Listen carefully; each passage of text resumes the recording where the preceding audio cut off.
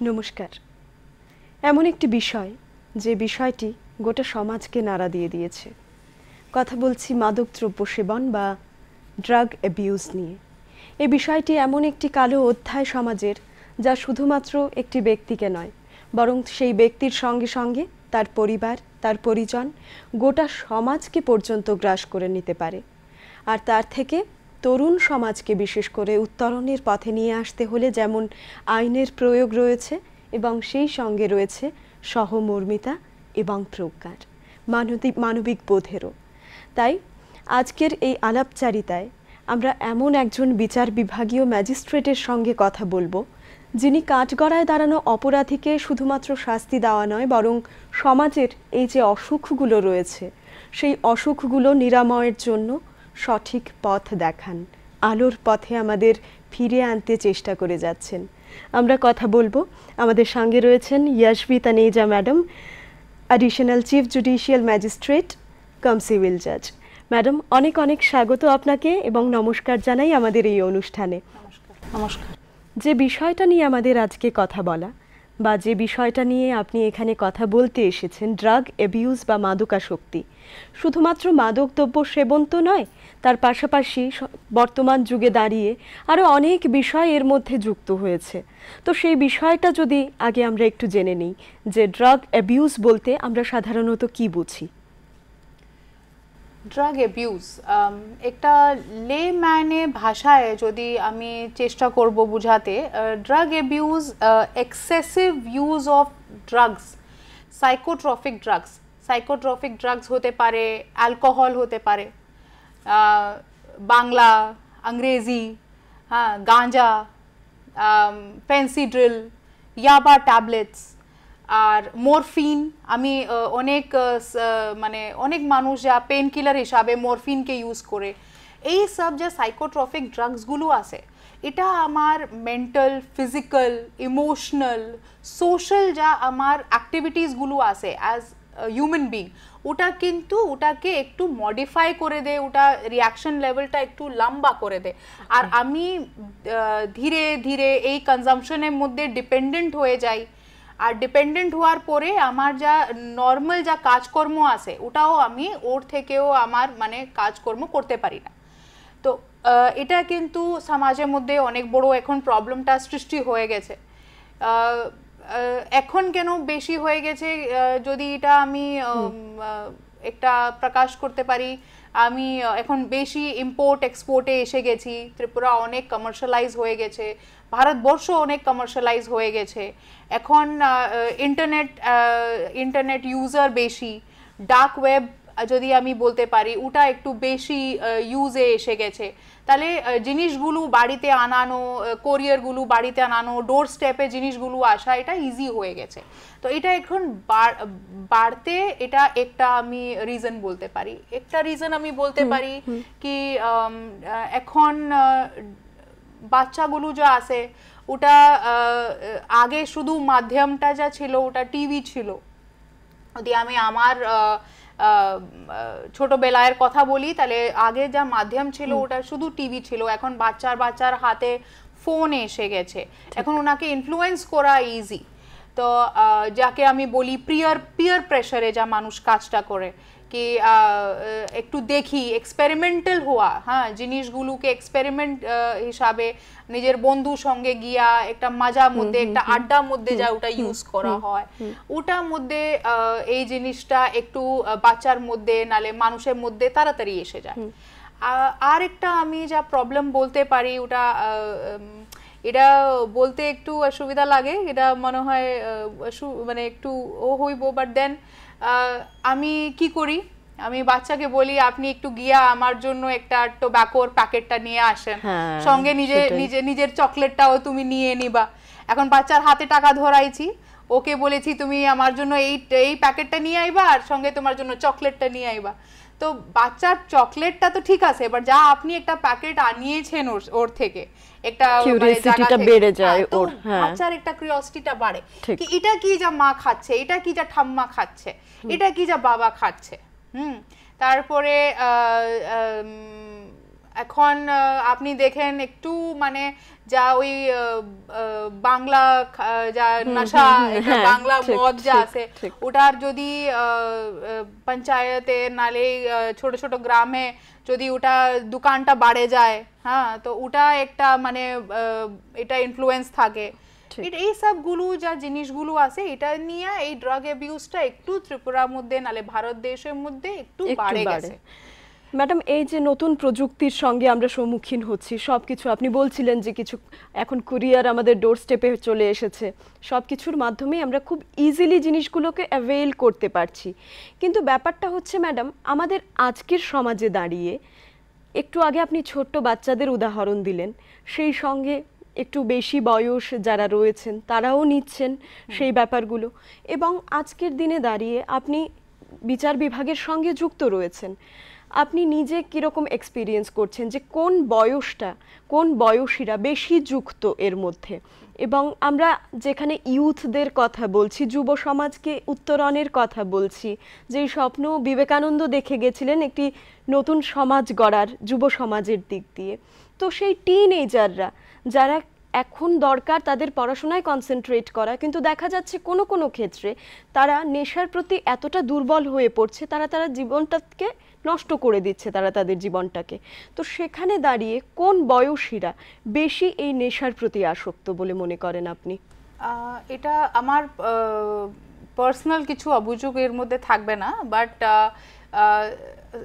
NDPS act যা আছে, এটা narcotic drug psychotropic substance act 1985 যে অ্যাক্ট আছে, ওটা কিন্তু বাচ্চা আর বয়স্ক যত মানুষ যা কাল্টিভেট করে, নালে স্টোর করে, হারবার করে, ইম্পোর্ট করে, এক্সপোর্ট করে এমন সাবস্টান্সেস যা ইলিগাল হিসাবে চুক্তি করা আছে এই অ্যাক্টের মধ্যে, ওটা সবাইকেই একটা আইনে ধরা পড়ে। হ্যাঁ, ড্রাগ অ্যাবিউজ কিন্তু যা আপনি বলছেন ম্যাডাম, ড্রাগ অ্যাবিউজ কিন্তু ক্রিমিনাল অ্যাক্টিভিটি না। ড্রাগ অ্যাবিউজ একটা result of a criminal activity. এখন যদি ড্রাগসটা সেল করা হয়, ড্রাগসটা কাল্টিভেট করা হয়, ড্রাগসটা ইম্পোর্ট এক্সপোর্ট করা হয়, নালে বাচ্চাকে পেডলার হিসাবে ইউজ করা হয়, হ্যাঁ, নালে থ্রেট নালে ইন্ডিউসমেন্ট দিখায়া এটা ট্রাফিকিং করা হয়, হ্যাঁ, ওটা কিন্তু ক্রিমিনাল অ্যাক্ট, আর ওটা এই আইনের মধ্যে, হ্যাঁ, ওকে পিনালাইজ করা হয়েছে। এটা মানে মিনিমাম যা সেন্টেন্স আছে ওটাই 10 ইয়ার্স আছে, আর উইথ ফাইন। তো আর আপনি যদি আমি আপনাকে বলি, যদি বাচ্চাকে যদি পেডলার হিসাবে ইউজ করা হয়, যদি ওনাকে ইন্ডিউস করা হয়, ওর মধ্যে section 78 of juvenile justice act আছে, ওটার মধ্যে 7 বছরের সাজা যদি বাচ্চাকে ইউজ করা হয় to sell, to deliver or to traffic, হ্যাঁ, আর ওনাকে যদি চাইল্ড পেডলার হিসাবে স্কুলে যদি ওনাকে বলে কি আপনি গিয়া এই প্যাকেটটা ওনাকে দিয়ে দেন ইয়া ওখানে বিক্রি করে দেন, তো ওটা কিন্তু আইনের মধ্যে ওটা পানিশেবল আছে। আপনি যদি আমি অ্যালকোহল বলি যা একদমই মানে সহজভাবে অ্যাভেলেবল, হ্যাঁ, ওটা যদি আমি বলি তাহলে ড্রাঙ্ক অ্যান্ড ড্রাইভিং যা কেস আছে ওটা সেকশন 185 অফ এমভি অ্যাক্টের মধ্যে ওটাও পিনালাইজ করা আছে। তাহলে আর যা স্টেটের যা রেগুলেশনস আছে ওর মধ্যে আপনি ত্রিপুরা পুলিশ অ্যাক্ট, হ্যাঁ, ত্রিপুরা পুলিশ অ্যাক্টে 1990 আইবি একটা একদমই মানে সহজ, মানে একদমই মানে ডাইরেক্টলি কনসেন্ট্রেট করে না on consumption of alcohol or narcotic drugs, but এটা বলে যদি ইন ইনফ্লুয়েন্স অফ ইনটক্সিকেশন, যদি মানুষটা একটু মানে সমাজের মধ্যে একটু প্রবলেমটা ক্রিয়েট করে, নিউসেন্সটা ক্রিয়েট করে, তাহলে 90 আইবিতে ওটা নিতে পারেন।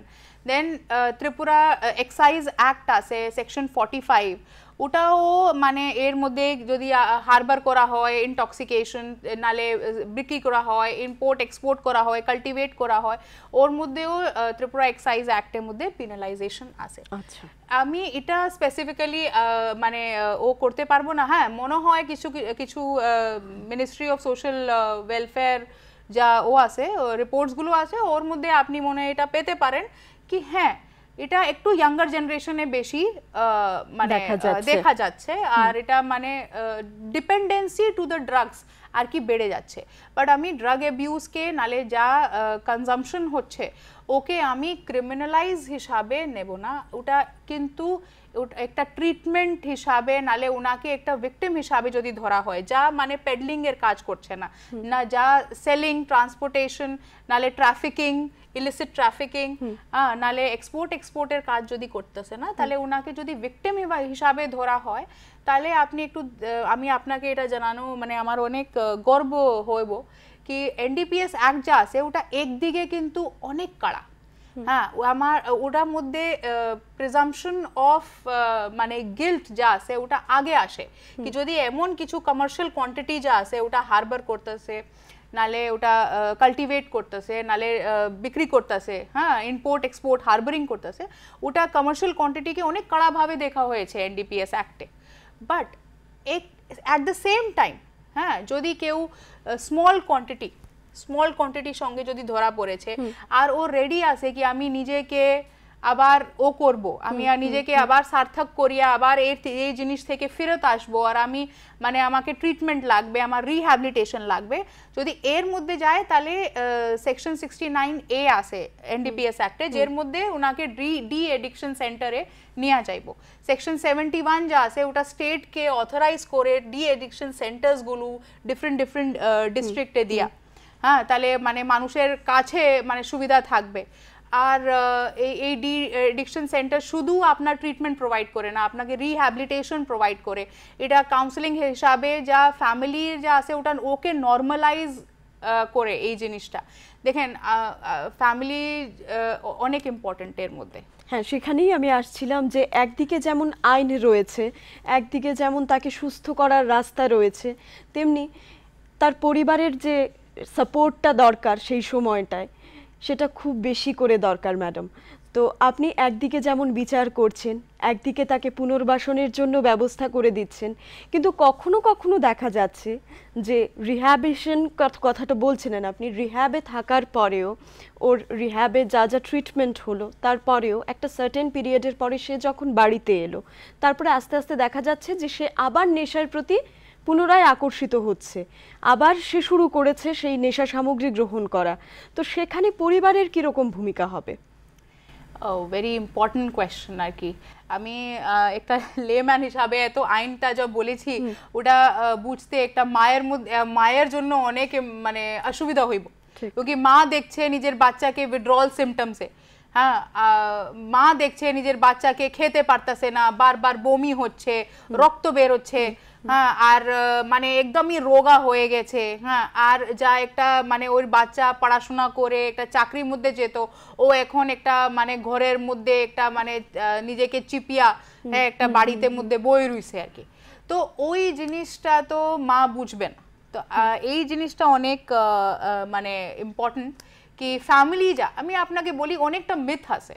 একটা তো মিথ এমন আপনি এটা সোশ্যাল যা মিনিস্ট্রি সোশ্যাল জাস্টিস মিনিস্ট্রি যা আছে ওটার মধ্যে এই মিথ অ্যান্ড ফ্যাক্টসকে ডিসকাস করা হয়েছে, আপনি ওয়েবসাইটে গিয়ে এটা পড়তে পারেন। ওটার মধ্যে একটা অনেক ইম্পর্টেন্ট মিথটা বলা হয়েছে কি ফ্যামিলি যা আছে ও নিজের আশাটা ছেড়ে দেয় এমন বাচ্চা থেকে। আমি আপনাকে একটা কথা এখানে বলতে চাই কি এই যা আছে এটা যদি আমি এটা ক্রিমিনাল ভাবে না ধরি, আর বাচ্চা নালে যা বয়স্ক মানুষ যা এই উইথড্রল সিমটমসে নালে ডিপেন্ডেন্সি অফ ড্রাগসের উপরে এসে গেছে, ওনাকে যদি আমি একটা পেশেন্ট হিসাবে ধরি, এখন পেশেন্ট যা আছে এর মধ্যেও আপনি দেখবেন এখন টোব্যাকোর জন্য, অ্যালকোহল জন্য, তার স্মোকিংয়ের জন্য যা অ্যাওয়ারনেস প্রোগ্রাম হচ্ছে, এখন মানুষ ওর জন্য গিয়া নিজের ট্রিটমেন্টও নিচ্ছে। বাট এখন এখানে ফ্যামিলি যা আছে ওটা একটা স্টিগমা ধরে ফেলে এটা দিয়া কি আমার বাচ্চা এইরকম, আমি এটা এখন কথা আর কার সঙ্গে বলবো না। হ্যাঁ এটাও একটা জিনিস আছে কি মানে আমি আমার বাচ্চার কথা কাকে বলবো না, এটা ট্রিটমেন্টে যাব না, মানুষ কি ভাববে আমার বাচ্চা কেমন হয়ে গেছে, মানে এক ধরনের ট্যাবু বলতে পারি আমরা। হ্যাঁ তো ওর জন্য অনেক ভালো আমি আপনাকে বলি যা ত্রিপুরা লিগ্যাল সার্ভিস অথরিটি আছে ওনার একটা হেল্পলাইন নাম্বার যা নালসা থেকে জড়িত, হ্যাঁ এটা 1500 হেল্পলাইন নাম্বার আছে। এর মধ্যে আপনার যা নাম, হ্যাঁ আপনার যা জায়গা ওটা গুপ্ত রাখা হইব, ওটা একটু একদমই গুপ্ত রাখা হইব, আর আপনাকে ওই আইনে হিসাবে সুবিধা দিয়া এই ড্রাগ অ্যাবিউজে আপনার সাহায্য হবে। আর একটা যা এখন ডন করে 2025-এ একটা নালসা স্কিম উঠেছে, এটার মধ্যে ড্রাগ অ্যাবিউজ যা ভিকটিমস আছে ওনার যা অ্যাওয়ারনেস প্রোগ্রামস, ওনার রিহ্যাবিলিটেশন স্কুলের মধ্যে, ডিস্ট্রিক্ট লেভেল মধ্যে, পঞ্চায়েত লেভেল মধ্যে এটা মানে অ্যাওয়ারনেস প্রোগ্রাম করা, রিহ্যাবিলিটেশন করা, ওর জন্য ডন স্কিম আছে 2025-এ এটা মানে উদ্ঘাটন হয়েছে। তারপরে মুক্তি স্কিম আছে, ওটা আমার অনারেবল হাইকোর্ট অফ ত্রিপুরা থেকে অনারেবল জাস্টিস টি অমরনাথ গৌড়ের লিডারশিপের মধ্যে মুক্তি প্রোগ্রাম আছে। আর স্টেটের একটা হেল্পলাইন নাম্বার আছে 14448, এটা যদি এই হেল্পলাইন নাম্বারে যদি ফোন করা হবে, অনেক গুপ্তভাবে আপনার মানে নাম আর জায়গাটা রাখা হইব আর ট্রিটমেন্টও করানো হবে। আর রিহ্যাবিলিটেশনের জন্য আর যদি মানে ট্রিটমেন্টও নিঃশুল্ক করা হওয়ার প্রাবধান আছে আর কি। এটা নার্সিংগড়ে আপনি জানেন ডি-এডিকশন সেন্টার আছে, অনেক বড় ডি-এডিকশন সেন্টার আছে। আমি আপনাকে বলি এটা আমার personal experience as district secretary of Udaipur district.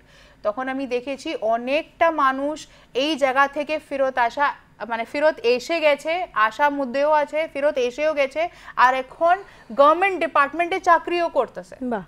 তো আমি এমন মানুষকে পার্সোনালি চিনি, ওনার আগেও ওনার সঙ্গে রিহ্যাবিলিটেশনে কাজ করেছি। There are many people who have come back from this drug abuse and have now doing মানে চাকরি ইন মানে government offices, and there are many PLBs, paralegal volunteers, there are many social welfare oriented people who are working towards de-addiction center, helping people for counseling also, who have once আগে মানে drug অ্যাবিউজের মানে drug dependency মধ্যে ছিল, নালে drug অ্যাবিউজের মধ্যে ছিল, আর ওটা ওখান থেকে ফেরত আসা। এখন ত্রিপুরার মধ্যেই এমন অনেকটা মানুষ আছে যে আপনাকে হেল্প করবে। আর আপনি যদি এই হেল্পলাইন নাম্বারে যদি কন্ট্যাক্ট করেন তাহলে আপনি বুঝবেন কি প্রবলেমটা এত খারাপ না, মানে এটা ট্যাবু হিসাবে ভাবা না।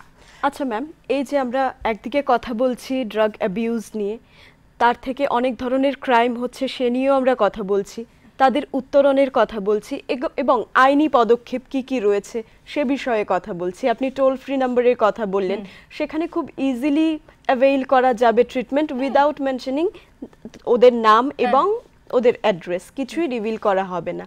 কিন্তু ম্যাডাম একটা ক্ষেত্রে এখনও গিয়ে কোথাও মনে হচ্ছে আমাদের এই যে সচেতনতা বা সোশ্যাল অ্যাওয়ারনেস যে বিষয়টা, সেটা কোথাও না কোথাও গিয়ে একটু কম পড়ছে। আজকের দিনে দাঁড়িয়ে যখন স্কুল কলেজের ছাত্রছাত্রীদের কথাই আমরা বলি, আপনার কি কখনো মনে হয়েছে ম্যাডাম যে সেই সচেতনতা বা সেই অ্যাওয়ারনেস প্রোগ্রামটা একদম স্কুল থেকেই আমরা শুরু করতে পারি বা স্কুল লেভেল থেকে? দেখেন, এটার মধ্যে আমি আপনাকে একটা কথা বলি, এটা অনেকটা প্রোগ্রাম আছে। এখন যদি নেশা মুক্তি ভারত করে যা স্কিম আছে ওটা তো অনেক পুরানো থেকে চলতেছে। হ্যাঁ, আর আমি এই মুক্তি স্কিমটা আপনাকে বলেছি 2023 থেকে। আমি যা এখন ডনের কথা বলেছি এটা নালসা স্কিম 2025-এর, বাট আগেও কিন্তু 2015-এ এমনই একটা নার্কোটিক ড্রাগসের অ্যাবিউজের যা স্কিম ছিল ওটা 2015-এও ছিল। আমি আপনাকে এখানে একটা কথা বলতে চাই, দেখেন ট্যাবুটা কিন্তু ফ্যামিলি থেকে আসে না। আমি যদি টিচার হই, আমি যদি প্রিন্সিপাল হই, হ্যাঁ আমারও একটা ফ্যামিলি থেকে ব্যাকগ্রাউন্ড থাকে আর কি। তো আমি ওই যা ফ্যামিলির ট্যাবুর কথা বলতেছি এটা কিন্তু সোসাইটালও আছে। হ্যাঁ, আর যেমনি আমি আপনাকে বলি এই জিনিসটা একটা আপনি প্র্যাকটিসটা আমি দেখেছি যখন ডিস্ট্রিক্ট সেক্রেটারি ছিলাম উদয়পুর ডিস্ট্রিক্টে, তখন ওখানে আপনি একটা মানে একটা কমপ্লেন্ট বক্স নালে একটা বক্স ফর ইনফরমেশন করে আপনি স্কুলে রাখতে পারেন। ওখানে অনেকটা স্কুল এটা প্র্যাকটিস করেছে, এটা ওখান থেকে এটা একটা প্র্যাকটিস শুরু করা হয়েছে ডিএলএসএ উদয়পুর থেকে, কি আপনি একটা বক্স রাখতে পারেন আপনার স্কুলে। এখন এমন হতে পারে না, দেখেন ইনফ্লুয়েন্সটা কিন্তু আমার শুধু বন্ধু বান্ধব থেকে আসে না, কখনো কখনো ইনফ্লুয়েন্স যা আসে আমার ফ্যামিলি থেকেও আসে, আমার কাকা, আমার বাবা। হ্যাঁ, আমি আমার মানে যে পরিবেশে আমি থাকি ওখানে কই এমন একটা শপ আছে, হ্যাঁ যেখানে মানুষ এসে মানে মাদকদ্রব্য কিনছে, তো ওটা যদি ইনফরমেশনটা বাচ্চা দিতে চায়, হ্যাঁ, নালে আপনি যদি দেখেন এটাও অনেক কাউন্সেলিং করা হয় কি যদি বাচ্চা যা আসে ওটা একটা এক রকমের বিহেভিয়ারে ছিল স্কুলে, তারপরে নিজে নিজে বিহেভিয়ারটা একটু উইথড্রলে যাচ্ছে না, কথা বলছে না, নালে একটু মানে ওর মানে যা একটা বিহেভিয়ার চেঞ্জ আসছে, তা ওটা একটু মানে টিচারকে একটু মানে সেন্সিটিভলি দেখা আর কি। হ্যাঁ, এটা একটু ও হতে পারে। স্কুল যা আছে ওটা যেমনি আমি আপনাকে একটা ভালো কথা বলি, স্কুল কি করতে পারে 26 জুন হ্যাঁ অফ এভরি ইয়ার, হ্যাঁ এটা ড্রাগ অ্যাবিউজের ডে যা আছে ওটা মানানো হয়, ঠিক আছে। তো এটা এই যা ডে আছে ওটা যেমনি আমি এনভায়রনমেন্ট ডে বানাই, যেমনি আমি ইন্ডিপেন্ডেন্স ডে বানাই, রিপাবলিক ডে বানাই, আমি 26 জুন এমন আমি এটা আমার স্কুলে সেলিব্রেট করতে পারি। এর মধ্যে আমি ওপেন ডিসকাশন করতে পারি, এটা পরিবারের মানুষকে আনলা কাউন্সেলিং, হ্যাঁ, আর বাচ্চাকে কাউন্সেলিং করা কি কোনটা ড্রাগ নিয়া, কোনটা মানে পিয়ার প্রেসারে না পড়া কেমনে, মানে এটা একটা অ্যাওয়ারনেস প্রোগ্রাম আপনি একটা বছরে একবার করতেই পারেন, এটা তো মানে সেলিব্রেট করাই হয়। তো এটা একটা জিনিস করতে পারি, সেখানে আমরা অ্যাওয়ারনেসটা আরো বাড়াতে পারি বা সচেতনতামূলক যে আমাদের কথাগুলো আছে খুব সহজে পৌঁছে দিতে পারি তাদের কাছে। একদম তাই ম্যাডাম। আর সেই সঙ্গে বলবো আমাদের কিছুক্ষণ আগে কথা হচ্ছিল যে ট্যাবু নিয়ে, আমরা খুব সহজে না ওই লোকটাকে সরিয়ে দেই, যেটা হলো যে ওই লোকটা মাদকদ্রব্য সেবন করছে তার প্রতি আমাদের দৃষ্টিটা একটু অন্যরকম হয়ে যায়। সে যদি খুব ভালো কাজও করে আমরা খুব একটা সম্মানজনক চোখে তাকে দেখি না, একটা অসম্মানমূলক দৃষ্টিতে তাকে আমরা পরিচয় করাই সবার সঙ্গে। এবং সেম জিনিসটা কিন্তু হয় তার পরিবারের সঙ্গে। আমরা যেটা হয় পাড়া প্রতিবেশী বলুন বা তার বন্ধু বান্ধবের যে গণ্ডিটা রয়েছে, সেক্ষেত্রে দেখা যাচ্ছে যে তাকে তো আমরা আলাদা করে দিচ্ছি, পাশাপাশি তার পরিবারটাকেও আমরা আলাদা করে দিচ্ছি। তো সেখানে একজন পরিবার একজন ভিকটিমকে বন্ধু বান্ধব হিসেবে, আমি তার পরিবারের কথা বলছি না, আমরা সাধারণ মানুষরা আমাদের দৃষ্টিভঙ্গিটা কিভাবে বদলাবো? দেখেন এটা তো অনেক সরল একটা মানে কথা আমি বলতে পারি কি আমি মানে আগুন যা লাগছে একটা জায়গায় ওটা আমি মানে আমার যদি চোখ সরাবো আমি ওই আগুন থেকে বেঁচে যাব, এটা হবে না। আর যদি আমি এই মানে একটা মিথটা রাখি কি না না না এটা তো একটা মানে যা ফাইন্যান্সিয়ালি কন্ডিশনটা খারাপ, যা লোয়ার মিডল ক্লাস, যা গ্রামে থাকে নালে যা একটা নোংরা পরিবেশে থাকে ওর এটা প্রবলেম, এটা কিন্তু হায়ার সোসাইটি নালে হায়ার মিডল ক্লাস ফ্যামিলি নালে যেখানে পড়াশোনা ভালো করে হচ্ছে, যারা মা বাবা অনেক ভালো জায়গাতে পোস্টেড আছে, ওনার মানে এই প্রবলেমটা হবে না, এটা কিন্তু একদমই মিথ। হ্যাঁ, এটা মানে ফ্যাক্ট না। আমি আপনাকে বলি ফাইন্যান্সিয়াল কন্ডিশনের মধ্যে যা অন্তোদয় নালে যা বিপিএল কার্ড হোল্ডার যা মানুষ আছে ওনার কাছে তো টাকাই থাকে না, তো ওনাকে তো পেডলার হিসাবে ভিকটিম ধরা হচ্ছে। হ্যাঁ, ওই বাচ্চাগুলোকে তো যা আমি আপনাকে বলছি section 78 of juvenile justice act, ওটা তো মানে ওনার তো অ্যাবিউজ অন্যরকম, ওনাকে তো ইউজ করা হচ্ছে for transporting of the drugs. যা বেশি করে যা এই প্রবলেমটা এটা কিন্তু হায়ার মানে সোসাইটির মধ্যেও থাকতে পারে, কিউকি আমি আপনাকে বলছি বাচ্চাগুলো এখন কথাবার্তা মা বাবার সঙ্গে কথাবার্তা মানে ডিসকাস করা আর কিছু কিছু জিনিসগুলো নিজের কাছেই রাখা, বলা না, ওই জিনিসগুলো একটু মাকে আর বাবাকে একটু দেখতে হবে। দেখেন বাচ্চা যা আসে না যখন আপনার সঙ্গে যা ডিসকাস, এমন একটা প্ল্যাটফর্ম রেডি করতে হবে কি বাচ্চা আপনার সঙ্গে সব কিছু ডিসকাস করতে পারে। আপনাকে যদি কেউ ওকে রাস্তায় ধরেছে, ওকে কিছু টফি দিচ্ছে নালে ওকে কিছু কাউন্সেলিং করছে নালে বলছে এটা তুমি খাও তোমার ভালো হইব, কখনো কখনো কিছু কিছু ড্রাগসগুলো এমনও বিক্রি হচ্ছে উইথ মানে প্রিটেক্স, মানে ওনাকে পেডলার বলে তুমি যদি এটা তুমি ড্রাগসটা যদি কনজিউম করবে তোমার কনসেন্ট্রেশনটা বাড়বে। হ্যাঁ, এ তো আপনার বাচ্চার উপরে আপনি কত চাপ দিচ্ছেন, আপনার বাচ্চা আপনাকে কি হিসাবে দেখছে, আপনাকে ফ্রেন্ডলি হিসাবে দেখছে কি না, আপনি ওনার সঙ্গে শুধু মানে ওই ওনাকে মানে এসকর্ট করা, স্কুল নিয়ে এসকর্ট করা, ওনাকে ওই টিউশনে দিয়া, ওটা যদি না করেন আর বাচ্চার সঙ্গে এত একটা দৃঢ় একটা রিলেশনটা রেডি করেন কি ও যদি কিছু ছোটোখাটো যদি প্রবলেমটা থাকে হ্যাঁ আপনার সঙ্গে ডিসকাস করে, তাহলে আমার মনে হয় এই ট্যাবুটা বের হয়। আর বাচ্চা তো সবার সাঁঝা আর কি, সোসাইটি বাচ্চাকে রেডি করে, সোসাইটি একটা ফ্যামিলি রেডি করে না, it is the you need a village to for a development of a child. হ্যাঁ, তো ওটার মধ্যে যদি আমি এটা ভেবে নিই না আমার বাচ্চার সঙ্গে হবে না, আর এর বাচ্চার সঙ্গে হয়েছে, এর তো বাচ্চা এমন একটা পরিবেশে সৃষ্টি হয়েছে, জন্ম নিয়েছে, এটা কিন্তু একদমই মিথ। আমি আপনাকে বলি, এটা আমার প্রফেশনাল এক্সপিরিয়েন্স থেকে বলতে পারি, এটা একদমই মিথ আর কি।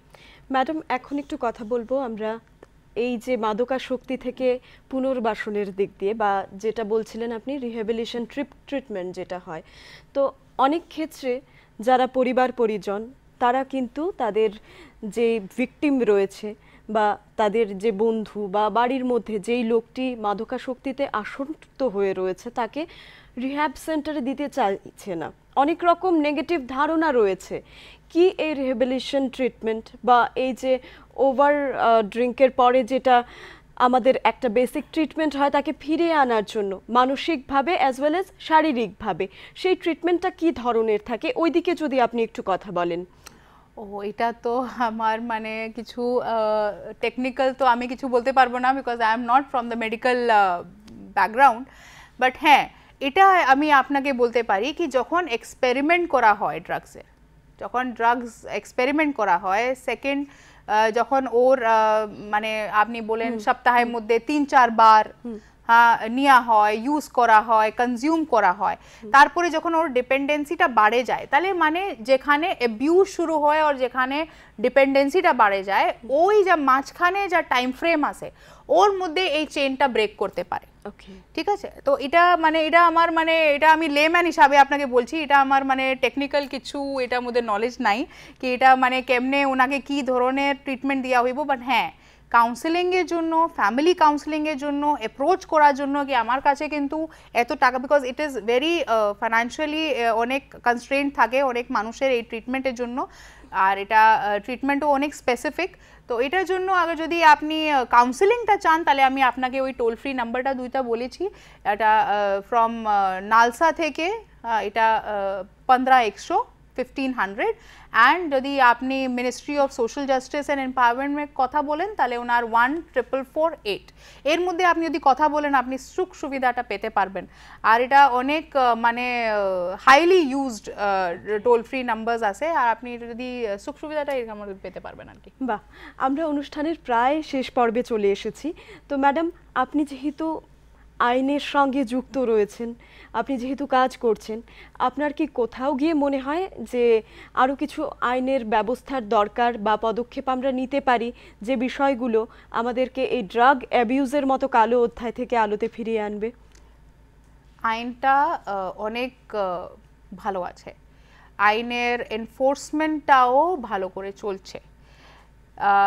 প্রবলেমটা আসে কি আমি এই জিনিসটাকে, আমি ড্রাগ অ্যাবিউজকে আমি কি হিসাবে একটা আমার হাত ধরতে হবে যের মধ্যে আমি মানুষ যা এই ডিপেন্ডেন্সির মধ্যে, ড্রাগ ডিপেন্ডেন্সির মধ্যে চলে গেছেন, ওনাকে ফেরত আসা, ওনার ট্রিটমেন্ট করানো, ওনার রিহ্যাবিলিটেশন করানোর জন্য আমার একটা সেন্সিটিভ হতে হবে।